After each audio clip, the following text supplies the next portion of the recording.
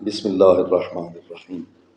والدین کی عظمت کا ایک جملہ جو روایات اسلام میں آیا ہے کہ والدین کی قبور پر جاؤ، اگر والدین فوت ہو گئے ہیں ان کی قبور پر جاؤ اور ان کو وسیلہ بناؤ کہ میرا اللہ ان کی وجہ سے میری حاجات کو قبول فرما، میری یہ مشکل دور فرما۔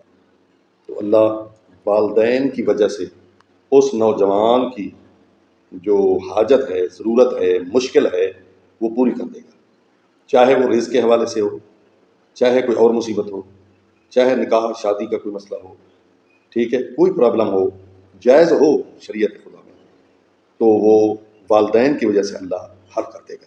ایک عالم کے پاس گیا ایک بندہ کہ میرے حق میں دعا کرو، تو اس نے فرمایا کہ تیرے والدین زندہ ہیں؟ فرمایا ہاں زندہ ہے۔ تو اس نے کہا ولی اور پیر تو تیرے گھر میں بیٹھے ہیں، تم ان سے دعا کرواؤ، انشاءاللہ اللہ دعا قبول کرے گا۔